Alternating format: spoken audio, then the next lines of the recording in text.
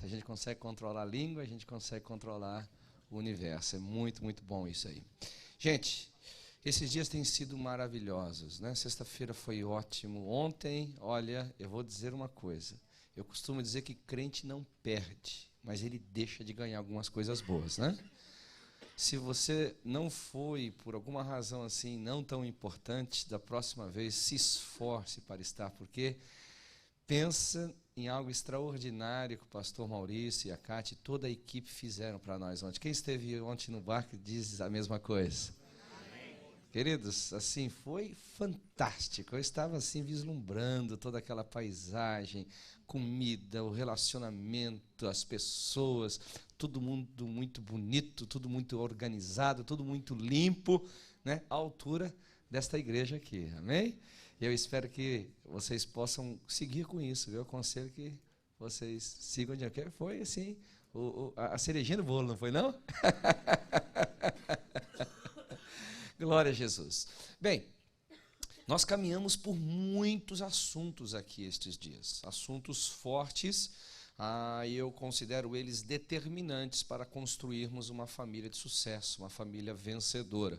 E você não constrói uma casa pelo telhado, você constrói pelos fundamentos, pelos alicerces, não é verdade? E nós aprendemos aqui quais são os 3 fundamentos de uma família de sucesso, de uma família realmente vitoriosa. Alguém se lembra aí? Só os verbos? Deixar, unir e tornar. Então você deixa pai e mãe, você se une à sua mulher e se torna uma só carne. Lembra qual o propósito? Para que nós tenhamos uma vida inteira nus e que não nos envergonhemos. Esse é o grande propósito, que você chegue ao final da sua vida nua. Amém? Não, estou brincando. Né? Que você chegue ao final da sua vida dizendo, eu estou limpo, eu estou puro, eu não tenho nada do que me envergonhar. Eu fiz o melhor que pude ter feito dentro das minhas possibilidades, dentro do que Deus tem me dado, para abençoar minha casa e abençoar a minha família. Nós vimos que casamento é bom, mas tem os seus desafios, como o pastor Maurício disse, né? Os céus não vêm de lá só sol gostoso e nuvens para nos cobrir do calor. Vem também relâmpagos, trovões, vem algumas tempestades do céu.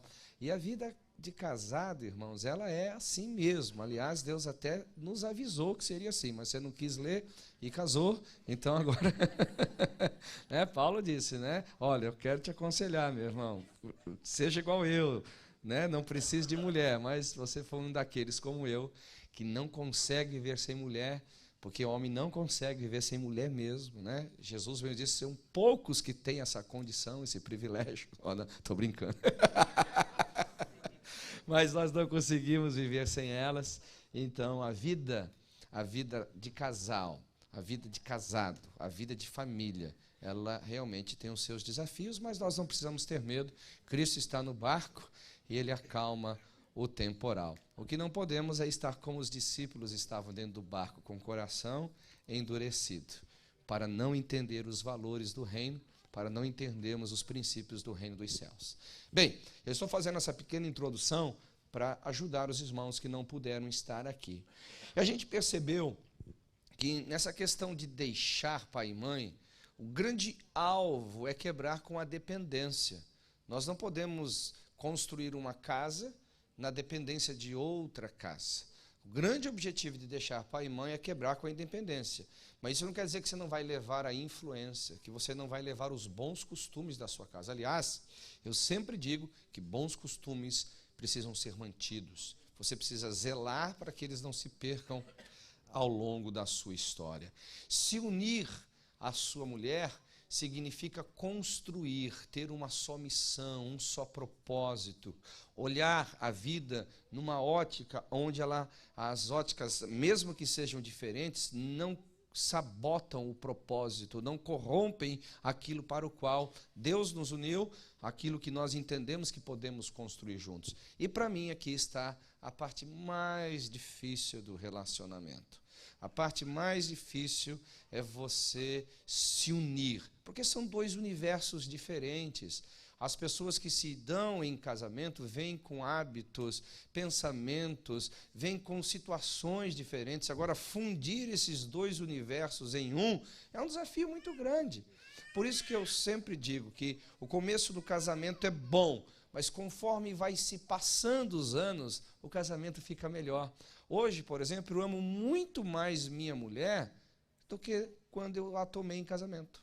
Hoje o meu amor por ela é muito mais maduro, muito mais consistente, muito mais gostoso do que no início. Porque é um amor genuíno, é um amor que, assim, na minha percepção hoje é inquebrável, porque ele amadureceu, ele se tornou forte em Deus e um para com o outro. Agora, se nós não tivéssemos tomado a decisão de estar juntos, de viver juntos, né, nós não teríamos conseguido isso. É uma decisão, né? Deixe a mulher e tome uma decisão de quê? De se unir a ela. De se unir a ela. E uma das coisas, logo no início, que eu falei ontem, é que você tem que sair de casa, com a mentalidade seguinte: não tem retorno. Ou seja, você tem que sair de casa por algo melhor, né? Melhor. Porque o grande problema das pessoas é que elas saem de casa e elas sempre falam assim: poxa, em casa era melhor, com os meus pais era melhor. Igual os israelitas no deserto, né? Voltemos para o Egito, lá tem melão, lá tem cebola, lá tem túmulos para nos enterrar. As pessoas, às vezes, elas olham mais para o lado ruim da situação do que para o lado bom. Então, assim, alguns casais, eles infelizmente resolveram se unir à sua mulher, mas não com a concepção de que seria melhor. Outras razões a motivou a fazer essa questão. Então, isso não é bom, isso não é bom. E falamos bastante também de se tornar uma só carne, que é a questão sexual do casamento. Bem, eu quero fazer mais uma pequena recapitulação e começar a trabalhar essa verdade espiritual de hoje. Nós vimos que nessa questão de se unir à sua mulher, nós temos muitas pressões. As pressões internas, todos nós viemos com pressões internas e temos pressões internas a vida inteira, como minha esposa falou hoje aqui. Lembra que o Senhor Jesus falou conosco ontem, de que nossos pensamentos, eles produzem sentimentos, sentimentos produzem ações, e ações, elas afetam o nosso destino. Alguém se lembra aqui? Ok? Então, nós temos que tomar muito cuidado com isso. Né? Pensamentos geram sentimentos, sentimentos coordenam as ações podem alterar positiva ou negativamente o nosso destino. Mas a grande notícia aqui é que, ainda que os pensamentos, eles controlem as nossas vidas, nós podemos controlar os nossos pensamentos. Né? A Adriana falou com muita precisão hoje. Você tem que ter o controle, porque depois que você fala, você produz vida ou morte. Depois que sai da sua boca, o dano está feito. Tente imaginar qual o prédio mais alto aqui de Tampa. Tem prédios altos aqui. Vamos pegar o prédio da Gerdau aqui. Não, o prédio da Gerdau é um prédio alto. Imagina você com um travesseiro de pluma e você resolve rasgar esse travesseiro lá e jogar em Tampa inteiro. Mas por alguma razão vem uma convicção de que você fez algo errado e resolve pegar todas essas plumas novamente. O que vai acontecer? O impossível. Você não vai conseguir recolher essas plumas todas. Vai sempre ficar, por mais que você se arrependeu, por mais que você fala, não deveria ter feito isso, o dano está feito. E às vezes o dano não consegue ser reparado por completo. O dano não consegue ser comparado por completo. Uma vez, eu e minha mulher brigamos. Tem algum casal que briga aqui? Eu já falei, eu não vou pregar mais nessa igreja. Não vou mais porque vocês fazem me sentir muito pecador. Né? Porque só eu brigo aqui. Aí até dei aqui uma palestra ontem ensinando sobre técnicas de UFC matrimonial, não foi? Né? Técnicas de brigas espirituais, né? Mas eu e um dia minha mulher brigamos. E a minha mulher falou uma coisa que por muitos meses foi difícil curar o meu coração. Muitos meses. E um dia ela percebeu que não tinha curado a ferida, ela investiu um pouco mais de tempo e resolveu curar. Nós estávamos brigando com uma situação e tal. Falei, pô, Adri, mas nós somos amigos, a gente tem que ter amizade no relacionamento. Eu falei assim, nós nunca fomos amigos no casamento. Você não é meu amigo. Acabou comigo, irmão. Destruiu eu, assim, eu não conseguia mais pregar o evangelho, eu não conseguia mais olhar para a minha família direito. Eu me sentia um cocô da mosca, entendeu? Acabou comigo. E a minha mulher já me conhece, minha mulher sabe se quando eu estou bem, eu discuto. Quando eu estou mal, eu entro para a caverna. Então, quando eu fico muito calado, eu falo assim, esse camarada não está bem. Ela deu o tempo necessário e tal, e depois a gente veio conversar. Mas a filha ficou por muito tempo. Por mais que ela tinha falado, foi força de expressão, foi nada nervoso. Eu não falei o que queria fazer, mas falou. Machucou, feriu. Criou em mim um sentimento que agora está sempre perturbador dentro da minha alma. Será que eu estou sendo um bom amigo da minha esposa? Será que eu estou sendo um bom amigo para os meus filhos? Será que eu estou sendo um bom amigo para os meus amigos? E a coisa começou a tomar um volume dentro de mim. Eu falei, meu Jesus. Aí eu tive que ir lá, usar aquilo que Deus me ensinou alguns anos atrás. Os meus pensamentos coordenam a minha vida, mas eu posso coordenar os meus pensamentos. E eu fui reconstruindo, até que eu me estabilizei, graças a Deus, eu não matei minha esposa. Né? Então, nós temos que entender essas coisas que são reais. Por que eu gosto de falar essas coisas? Porque, às vezes, vocês que nos vêm falar sobre matrimônio, sobre casamento, infelizmente, vocês nos enxergam como pessoas perfeitas. Isso não é verdade. Nós somos uma família, eu diria assim, razoável.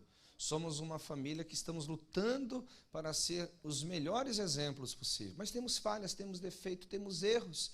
E muitos da nossa pregação é fruto dos nossos erros, para a gente não errar mais, não fazer coisas indevidas. Amém? Então, todos nós viemos com essas lutas internas, e se não tomarmos cuidado, ela vai atrapalhar o nosso relacionamento, vai atrapalhar a construção da nossa família. Eu trabalhei bastante sobre isso, né? Falei sobre também as pressões da vida. Você já percebeu que depois que você casou, por mais que a vida em alguns aspectos ficou mais fácil, em outros aspectos ficou bem mais difícil? Ficou muito mais pesado, ficou muito mais assim. Ontem eu estava conversando com a minha esposa, e a gente estava falando de um amigo em comum que a gente tem, e dos hábitos que eles têm, né? Então, eles têm uns hábitos interessantes, né? Eles têm um carrinho de corrida, eles têm um barquinho que saem fazer... como é que chama o esporte dele? Wakeboard. Faz wakeboard, ok? E tal. Aí minha primeira pergunta assim, foi assim, Adriana, eles não têm filhos? Eu falei assim, não tem. Lógico, só quem não tem filho que consegue ter carro de corrida, que consegue andar de carro de corrida, que consegue andar de barquinho, de wakeboard. E se tiver filho, não dá, não é verdade? Então, a vida, a questão externa das pressões no casamento são fortes. E se você não tiver estrutura interna, você se destrói. As coisas externas acabam com você e aí, consequentemente, acaba o seu casamento. Amém? Falei bastante sobre isso, mas eu deixei por último por uma razão clara. Amados, todas as famílias, mas principalmente as famílias cristãs, elas sofrem o que eu chamo de pressões espirituais. Por que as famílias sofrem pressões espirituais? Primeiro entendimento que você tem que ter: Deus sempre quis construir a sua história na terra por intermédio da família. Sempre. Essa foi a vontade de Deus, tem sido a vontade de Deus, e eu penso que Ele não quer mudar de ideia. Deus sempre, você quer ver bem? Deus construiu a história no Éden por uma família. Deus libertou a humanidade da sua extinção por uma família, de Noé. Deus deu a terra prometida a Israel, a descendência de Abraão, por intermédio da sua família. Se você olhar toda a história de Deus é pela família, e se você pega Efésios capítulo 2, versículo 9, a Bíblia nos chama como igreja, a Bíblia nos chama como salvos, como família de Deus. Deus sempre quis construir a sua história, escrever sua história, realizar os seus grandes atos, as suas maravilhas por intermédio da família. Então é natural, irmãos, é quase que lógico e óbvio que Satanás vai querer interferir aonde? Na família. Porque ele sabe que uma família forte edifica uma igreja forte, e uma igreja forte protege a cidade. Porque as fontes de bênçãos e de maldições vêm da onde? Das famílias. De onde nascem os criminosos? De famílias geralmente disfuncionais, destruídas, corrompidas. De onde nascem os grandes homens que vão influenciar a política, a sociedade e ao ministério? Nascem geralmente de famílias estruturadas, sensatas, equilibradas. Não é que é uma regra fechada, mas é uma probabilidade muito grande.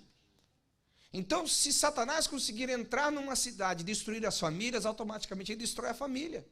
a cidade, melhor dizendo. Se Satanás consegue entrar numa igreja e destruir a família, automaticamente ele destrói o quê? A igreja. Se Satanás consegue entrar numa casa e destruir a família, ele destrói todos os ministérios que estão ali dentro. Você quer ver uma coisa, amados, como a gente tem que tomar bastante cuidado em relação a isso? Da mesma forma que a gente tem as famílias positivas na Bíblia, a gente tem a negativa. E eu tenho muito cuidado de falar o que eu vou dizer agora, porque eu tenho muito respeito por Davi. Não é por acaso que Deus falou deste homem que ele é segundo o coração de Deus. Então é um homem que a gente tem que dar a ele o devido respeito. Mas Davi foi um gigante como rei, um gigante como adorador, um gigante guerreiro, mas foi um péssimo administrador familiar. Talvez um dos piores que nós tivemos na Bíblia. Se você olhar a história familiar de Davi, dá desgosto de ver a forma que ele lidava com as circunstâncias que iam acontecendo. Dava desgosto de ver a forma que ele administrava as crises que ele tinha. E, consequentemente, queridos, toda a nação sofreu. Você lembra o que aconteceu depois com a descendência de Davi? Leia 1 Reis, 2 Reis, você vai entender que ele é praticamente toda a consequência da família de Davi. Você pega Salomão, entra no poder, assume o trono, rapidamente ele se corrompe, se vende aos outros deuses, faz alianças indevidas. Você vai perceber que ele rompeu com todas as leis do reinado. E depois vem Roboão, vem Jeroboão, e vem lá os reis do sul, os reis do norte, tudo por causa de muitas coisas ruins que ficaram mal resolvidas no passado. Lógico que não pode ser acreditado tudo na conta de Davi, porque individualmente as pessoas têm as suas responsabilidades. Mas também não podemos eximir Davi da sua falha familiar. Então, amados, o que eu posso dizer nesse exato momento da mensagem? É que nós não podemos ser gigantes no púlpito, gigantes nas nossas empresas, gigantes nas nossas conquistas da vida, e sermos nanicos, fracassados, porque nada justifica o fracasso da família, nada justifica o fracasso de um lar. Não é admitível que um lar fracasse, não é admitível que um lar se corrompa, e se ele se corrompeu, pode ter certeza que o padrão de Deus foi perdido e, consequentemente, o ataque de Satanás veio lá. Eu quero ler um texto que vai nos ajudar aqui a termos algumas ações muito importantes para cuidarmos bem da nossa casa. Abra comigo a Bíblia no livro de Atos, capítulo 5. Atos, capítulo 5. Quem já achou, diga amém. Entretanto, certo homem chamado Ananias, com sua mulher, vendeu uma propriedade, mas em acordo, repita comigo por gentileza, em acordo com a sua mulher, reteve parte do preço, e levando o restante, depositou aos pés dos apóstolos. Então disse Pedro: Ananias, por que se encheu Satanás o seu coração para que mentisse o Espírito Santo, conservando parte do valor do campo? Conservando-o, porventura não seria teu? E vendido, não estaria em teu poder? Como, pois, assentastes no teu coração esse desígnio? Não mentiste aos homens, mas a Deus. Ouvindo estas palavras, Ananias caiu e expirou, sobrevindo grande temor a todos os ouvintes. Levantando-se os moços, cobriram-lhe o corpo e, levando-o, sepultaram. 3 horas depois entrou a mulher de Ananias, não sabendo o que ocorrera. Então Pedro, dirigindo-se a ela, perguntou-lhe: Dize-me, vendestes portanto aquela terra? E ela respondeu: Sim, portanto. Tornou-lhe Pedro: Por que entrastes em acordo? Repita comigo: em acordo. Para tentar o Espírito do Senhor? Eis aí à porta os pés do que sepultaram teu marido, e eles também te levarão. No mesmo instante ela caiu aos pés de Pedro e expirou. Entretanto, os moços a acharam-na morta e, levando-a, sepultaram-na junto do marido. Sobreveio grande temor à igreja e todos quantos ouviram a notícia destes acontecimentos. Irmãos, a gente percebe que, por um lado, essa família era muito unida, mas, por outro lado, ela era totalmente desunida, ao ponto de nem a mulher participar do sepultamento do marido. Bí- Imagina, o marido morreu, foi enterrado e a mulher não sabia. Né? Então a gente tem que tomar muito cuidado como a gente vive, né? Nosso lar, a gente vive a nossa casa, tá? Talvez seu marido morreu, você não participou do velório dele. Bem, a gente percebe algumas verdades espirituais nesse texto aqui. Primeiro, você percebe que Pedro fala várias vezes: por que vocês permitiram Satanás encher o coração de vocês? Por que que vocês permitiram o diabo entrar na casa de vocês? Porque a palavra permissão e Satanás estão juntos nesse texto. Permissão e Satanás estão juntos nesse texto. Lembra que eu falei na introdução aqui?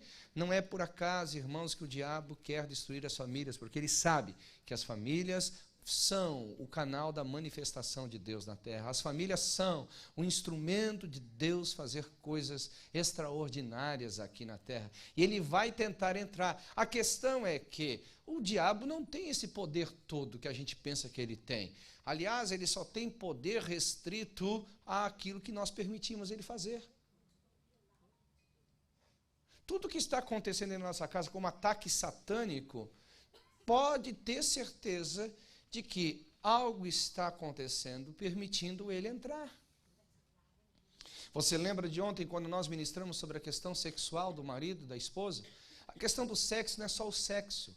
A questão do sexo não é só o prazer que ele dá ao homem e à mulher. A questão do sexo é a implicação espiritual que ele tem. A Bíblia nos ensina de que a incontinência do homem, a incontinência da mulher, faz com que Satanás entre. Irmãos, eu fico pensando numa situação dessa. Eu não quero Satanás na minha casa. Alguém quer Satanás na minha casa? Na sua casa, não? Não, o mamãe foi meio estranho aqui, viu? Eu vou dar uma chance de novo, você deixar muito claro isso para o diabo, né? Alguém quer Satanás na sua casa aqui? Não. Então, se eu tenho um texto desse claro, se eu tenho um texto desse bem escrito para mim, eu fico me perguntando, né? Porque algumas mulheres ficam fazendo biquinho para ter sexo com seu marido. Irmão, talvez não seja tão gostoso o sexo com seu marido, mas pelo medo do diabo você faz. Eu estou brincando. Alguém está entendendo o que eu estou falando aqui? Eu estou brincando, mas falando sério. Você tem que pôr uma coisa na tua cabeça.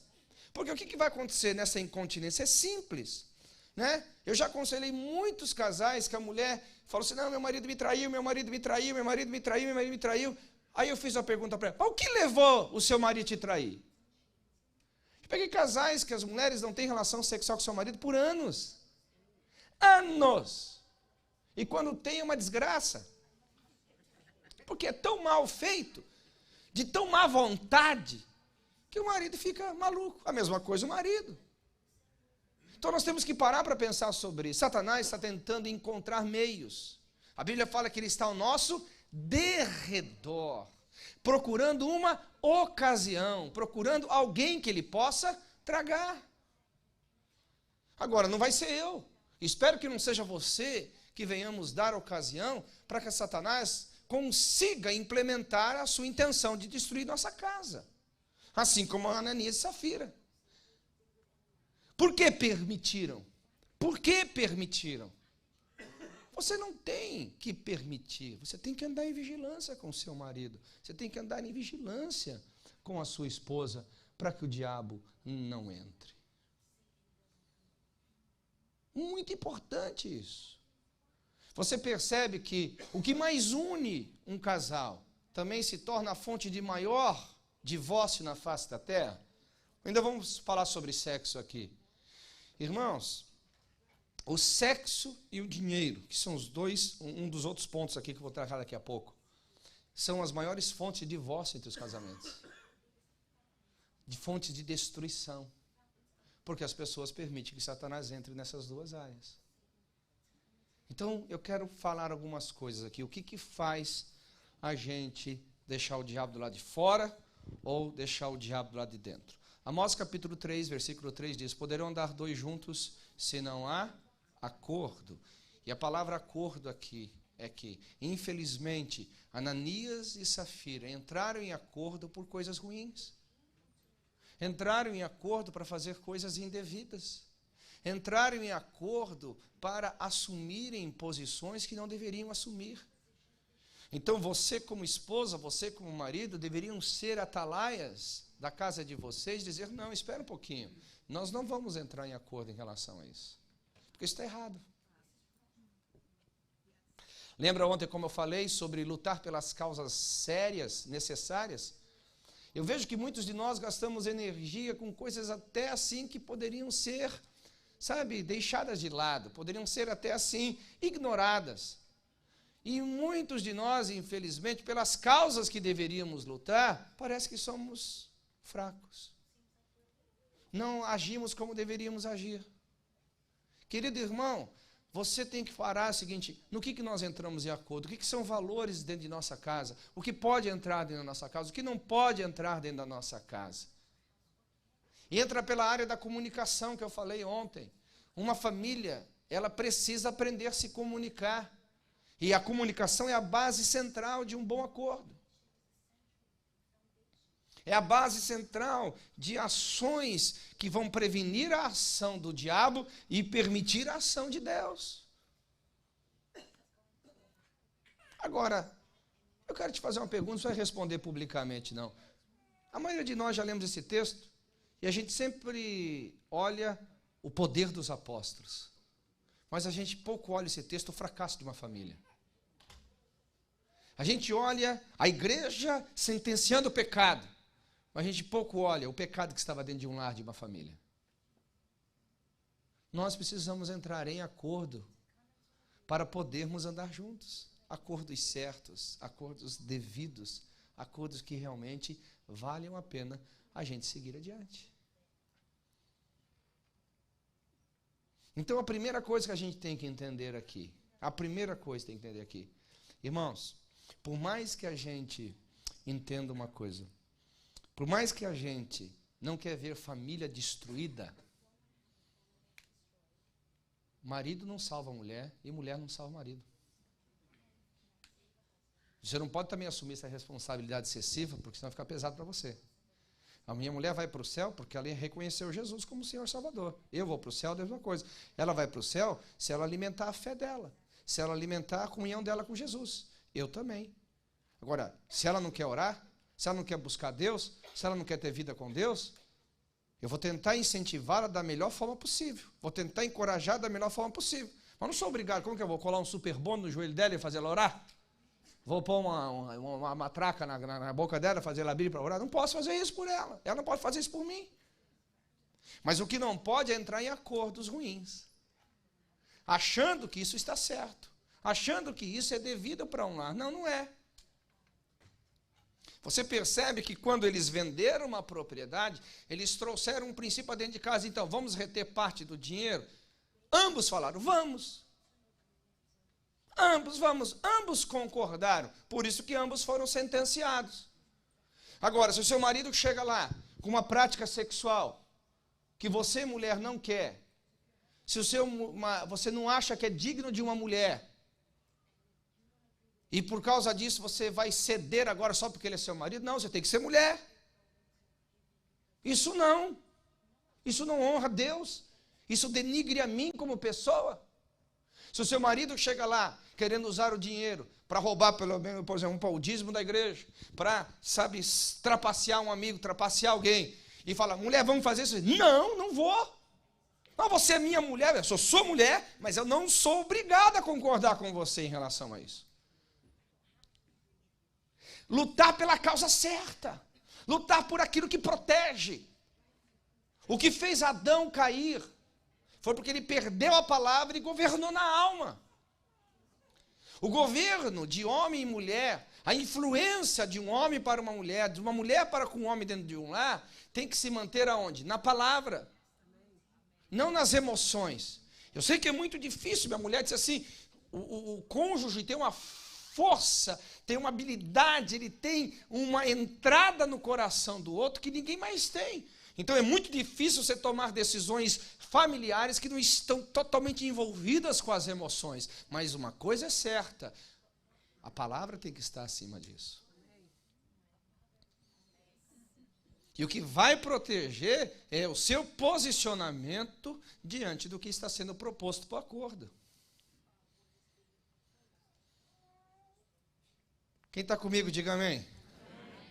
Porque às vezes a gente cria uma ideia de que submissão é obediência irrestrita. Não, querido, submissão é uma coisa, obediência é outra. Totalmente diferentes, são assuntos que se completam, mas são totalmente distintos um do outro. Eu sou submisso, mas nem sempre eu preciso ser obediente. Porque o que está sendo me exigido como obediência vai fazer eu pecar contra a lei de Deus, vai fazer eu pecar contra a verdade, vai fazer eu pecar contra mim, vai fazer eu me destruir minha família, e eu não faço. Quem está comigo, diga amém. Amém. Certa vez eu não estou vindo mais para a igreja porque meu marido não quer vir e tal. Largue ele lá, minha filha. Larga ele lá. Ah, pastor, mas vai desviar. Mas já está desviado, você não percebeu? Não é que ele vai desviar, ele vai desviar você. Quem está comigo aqui ou não? Eu sei que parece forte o que eu estou dizendo, mas precisa ser dito, irmãos. Para que haja em nós maturidade relacional. Eu não vou construir uma família na base de Ananias e Safira, que entra em acordo com coisas ruins. Eu vou construir uma família na base real, como a família de Noé. Vamos construir uma arca? Vamos. Vai demorar muito tempo? Vamos. Mas nós vamos construir algo que Deus pode usar, não que Satanás vai usar. Aleluia! Eu vou ser como a família de Abraão, eu vou sair da minha terra, vou peregrinar, vou, mas tanto eu como Isaac e Jacó, nós vamos gerar algo que Deus vai poder usar, aleluia, não Satanás vai usar, glória a Deus, eu sou família de Deus, para a ação de Deus, não para que Satanás use, e isso passa pelos acordos.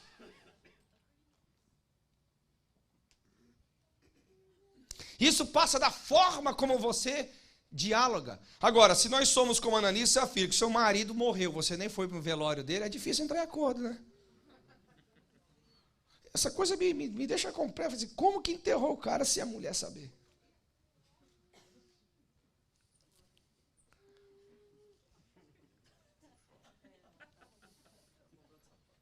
Estava comprando sapato? É com a parte do dinheiro que sobrou, não é verdade?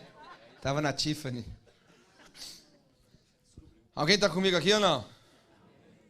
Quais são os acordos? Agora, eu quero te fazer uma pergunta. O que você sentou com a sua esposa? O que você sentou com o seu marido? E falou aqui, são valores dentro de casa que nós vamos defender.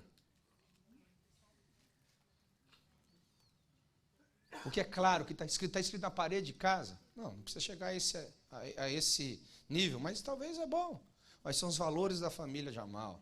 São os valores da família X, valores da família Y. Aqui nós entramos em acordo para junto estarmos edificando uma casa. Vocês sabem que eu tenho com filhos pequenos, eu constantemente tenho tentado ensinar eles. Porque filho, ele não tem uma referência ainda muito formada. Então tudo que ele vê fora, ele acha que é o certo. E eu estou tentando falar para eles, filhos, é o seguinte, você vai ver pessoas lá fora que vão fazer coisas que não são os nossos valores. A nossa família pensa diferente. E eu tento equilibrar para não torná-los alienados ao mundo. Eu tento equilibrar para que eles não sejam estranhos à sociedade. Mas eles vão ter que saber que em alguns momentos eles vão ter que aborrecer os amigos dele, desde cedo. Esses dias o meu filho chegou com uma crise em casa, eu falei assim, Cristian, como é que está lá a questão de orar? Você tem orado na escola? Ele pegou e falou, não, papai, eu não orei. Eu falei, mas por que você não orou, meu filho? Ah, porque os meus amigos vão tirar sarro de mim. É pressão, irmão. Pensa que a criança não passa pressão dentro de uma escola, não. Ainda mais essas escolas ateias, cheias de bruxaria. Você já foi na biblioteca do seu filho onde você estuda? Você já foi na biblioteca? Eu já fui. Tem mais livros de bruxaria, mais livros de feitiçaria, mais livros dessas porcarias do que livros cristãos dentro das bibliotecas de escola. Seu filho está sendo bombardeado. Então você tem que inserir o teu filho num contexto de acordo familiar. Todos vivem assim, filho, é verdade, mas nós vivemos assim. Esses são os nossos valores. Esse é o valor da nossa casa. Esse é o valor do nosso lar. É assim que nós usamos nosso dinheiro. É assim que nós guardamos a nossa integridade. É assim que nós nos respeitamos uns aos outros. Eu te perguntar pela segunda vez, quais são os acordos que você tem dentro da sua casa? O que você sentou com a sua esposa, o que você sentou com o seu marido, diz assim, eu gostaria de preservar esses valores. Amados, eu não quero julgar ninguém, eu não vim aqui para você se sentir mal, eu vim aqui para te encorajar, mas eu já constatei algumas verdades. A maioria de nós não temos isso. A maioria de nós vamos vivendo a vida conforme ela vai se apresentando, e nós não vamos construindo a vida baseado em valores. Nós vamos enfrentando as situações conforme elas vão surgindo, mas nós não enfrentamos as situações por valores. Eu vou te mostrar algumas questões aqui na Bíblia. Por exemplo, Daniel, por que ele não quis comer da comida do rei? Você já parou para pensar? Não é porque a comida era ruim, irmão, não é porque não era health. Eu já vi pregador falando assim, Daniel não comeu porque não era health. Eu falei, cara, vai pregar no outro cemitério, porque não dá para você ficar pregando essas besteiras aqui. Daniel não comeu a comida, não é porque não era health, não é porque era muito gordurosa. Daniel não comeu porque eram comidas consagradas ao Satanás, ao demônio. Ele não comeu porque ele tinha valores. Ele assentou no seu coração uma decisão por valores. Ele estava fechado com Deus, ele estava de acordo com Deus. Eu vou honrar o Senhor, seja em terra estranha. E Deus o honrou. Sadraque, Mesaque e Abdenego, quando o rei disse, a estátua está erguida, e eu vou tocar a trombeta, e quem não se dobrar vai ser jogado na fornalha. Você se lembra o que aconteceu? Eles não se dobraram. E o rei disse, eu vou mandar acender 7 vezes mais a fornalha, e eu vou te jogar lá, e eu quero saber se o seu Deus vai te libertar. Eu gosto da resposta daqueles rapazes, eu amo a resposta daqueles rapazes. Rei, eu quero te falar uma coisa, se ele vai nos libertar, não compete a nós, mas o que compete a nós é, nós fizemos um acordo com Deus, nós iremos adorar somente a Deus, só iremos prestar culto a Ele, e não iremos nos dobrar diante de outros deuses. Aqui minha parte amplificada, ainda que isso custe as nossas vidas, nós precisamos defender valores tão fortes, que se for necessário, a nossa vida vai ser o preço para defendê-los. A questão é que, como família, nós perdemos essas questões, porque o mundo está diluído. Nós chegamos no século 21 com um mundo pluralista, chegamos no século 21 com um mundo com verdades privativas, chegamos ao século 21 com um mundo secular. Deixa eu explicar o que significa isso. O que é um mundo pluralista? As verdades, é um mundo de verdades, não é um mundo de verdade. Por isso que vem a teoria do politicamente correto, diplomaticamente correto. Você não fala a verdade pela verdade, você simplesmente convive com as muitas verdades que às vezes são mentirosas. O que significa privativa? Vivemos num mundo onde que a verdade já não é mais verdade. A verdade é o que é verdade para mim, independente se ela seja uma mentira. E vivemos no mundo secular, irmão. Há um pouco tempo atrás, a igreja tinha voz na ciência. Hoje, há pouco tempo atrás, a igreja tinha voz na cultura. Hoje, há pouco tempo atrás, a igreja tinha voz na educação. Hoje, há pouco tempo atrás, a igreja tinha voz na política. Hoje, o mundo humanista, ainda que ele trouxe grandes benefícios para a nossa geração, ele também rompeu com Deus e a igreja, rompeu com o que é santo, o que é sacro, para colocar o homem no centro do universo. Esse é o mundo que nós vivemos ali.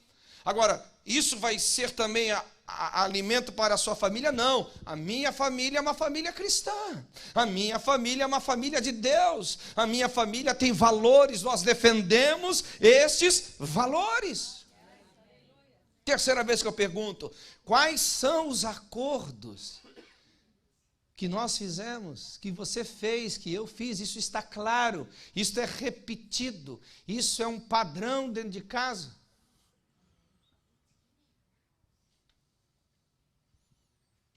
Por exemplo, há um valor dentro de casa.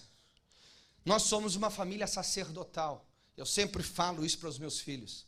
Nós somos uma família sacerdotal. Eu gosto de usar a palavra difícil para os meus filhos, sabe por quê? Porque eles perguntam o que é. É uma tática que eu inventei para poder ensiná-los. E funciona. Você joga a palavra difícil. Papai, o que é isso? Vai, senta aqui. O que é uma família sacerdotal? tan, tan, tan, tan, tan, tan. Por exemplo, veio agora a comemoração, acho que ano passado, Martin Luther King. Foi ano passado, né? Martin Luther King. Hã? Já foi esse ano? Eu até esqueci a data.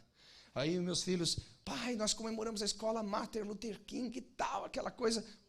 O humanismo pegou muito forte, né? Essa questão. Mas eu falei assim, vem cá, meu filho, deixa eu te falar uma coisa. Você já parou para pensar quem foi Martin Luther King? Eu disse, não. Martin Luther King foi um pastor. Igual seu pai é um pastor. Igual sua mãe é uma pastora. Então você nunca precisa se envergonhar de ser de uma família cristã. Você nunca precisa se envergonhar de ser uma família de pastores. Ser membro de uma família de pastores é honrado, é distinto, é glorioso, é para Deus. E os olhinhos deles enchem de lágrimas. São valores que você tem que defender.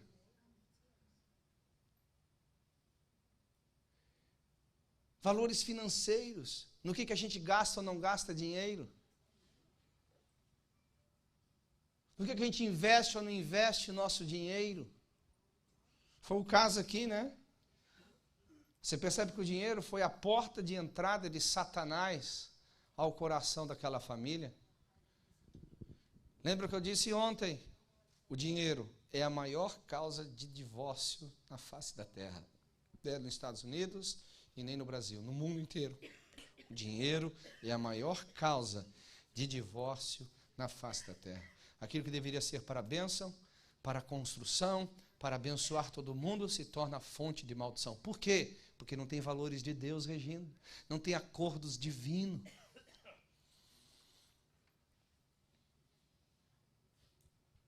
Uma das coisas que eu sempre honrei demais na minha esposa é a generosidade dela, em todos os sentidos, mas principalmente com a casa de Deus. Eu nunca tive problema com a minha esposa com relação a dízimos e ofertas.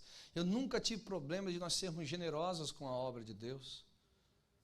Na realidade, eu que mais seguro ela do que qualquer outra coisa. Porque se fosse por ela... Agora eu fico me perguntando às vezes como que uma família entra em acordo para reter o que é de Deus. Gente, deixa eu te falar uma coisa sobre o que eu entendo em relação ao dinheiro. Olha bem para mim que eu estou pregando para você. Uma vez eu estava discutindo com um homem com relação a dinheiro. E o Espírito Santo me ergueu e disse assim, pare de discutir com ele sobre dinheiro. Porque a discussão dele, pastor Maurício, era assim, não, dízimo é do Velho Testamento, dízimo é do Novo, essa coisa de... Tem uma doutrina do Satanás correndo por aí, não tem? É?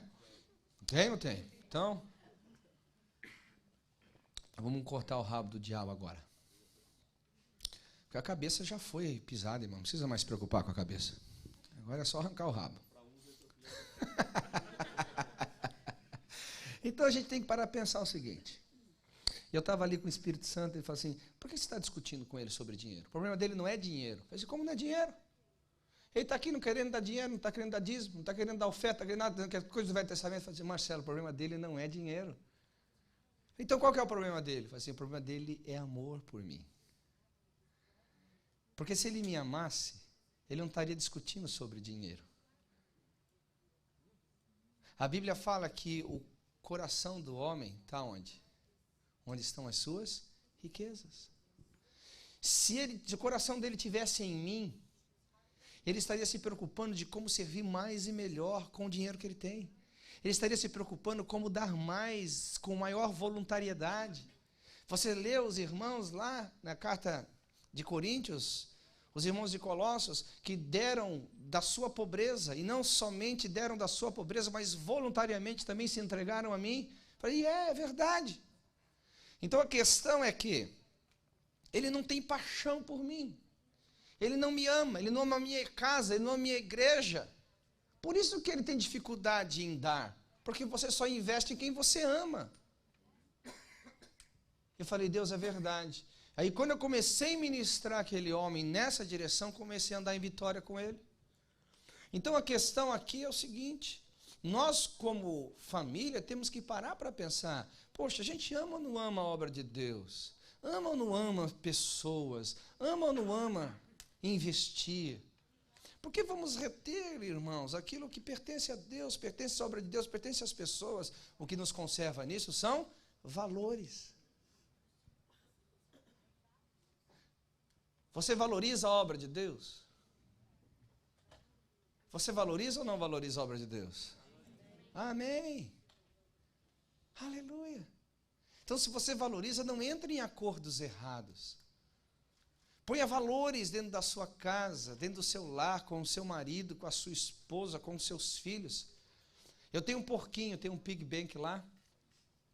E o pig bank em casa tem 3 compartimentos. Um compartimento pertence a Deus, outro compartimento pertence a eles, e outro compartimento pertence a dividir com alguém. Então são valores que a gente ensina desde casa. Eu quero que os meus filhos sejam dizimistas. Eu quero que os meus filhos sejam ofertantes. Eu quero que os meus filhos sejam almas generosas. Eu quero que eles prosperem na vida para que não tenham só pão para comer, mas tenham uma sementeira abundante para distribuir no planeta Terra inteirinho. Agora eles vão aprender isso onde? Em casa. Vão aprender com os valores que nós praticamos. Vão aprender com os valores que nós falamos dentro de casa. Quem está comigo aqui, diga amém. Amém. Então eu vou perguntar pela 4ª vez. Quais são os valores que você tem preservado dentro da sua casa? Isso aqui é um assunto que tem muito assunto para falar. Mas eu queria deixar isso no seu coração. Satanás está aí, queridos, procurando uma família para tragar. Satanás está aí procurando alguém para ele entrar e destruir. Sente com a tua esposa, sente com o teu marido e fale com ele, fale com ela, gente, vem cá, vamos aqui, meu amor, vem cá, senta aqui. Olha, Satanás está me tentando nessa área, o diabo está me tentando naquela outra área, estou percebendo que Satanás está atacando essa área. Vamos fechar as brechas aqui, vamos começar a orar junto, vamos começar a jejuar junto, vamos lá e tal. Se seu marido está muito fraco ao ponto de não conseguir orar, ora por ele, intercede por ele, se levanta por ele, tenta motivá-lo. Se a sua esposa que não está conseguindo orar tanto, não está buscando mais, não se ora mais junto, não se está. Porque é difícil, irmão, é difícil. Orar em família é talvez as coisas mais difíceis que se tem. Sabe? Mas tome sua parte, se levante, se erga em Deus. Mas diga, eu não vou ser como a família de Dani e Safira, que vai entrar em acordos para Satanás entrar. Eu vou ser uma família onde Deus vai usar para a sua glória, onde Deus vai usar para a manifestação do seu poder, onde Deus vai usar para os céus descerem na terra.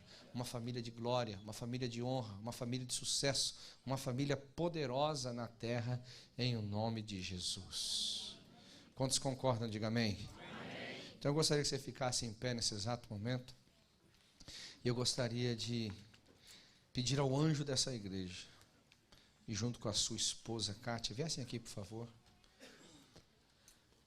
Eu gostaria que você pegasse a mão da sua esposa, do seu marido.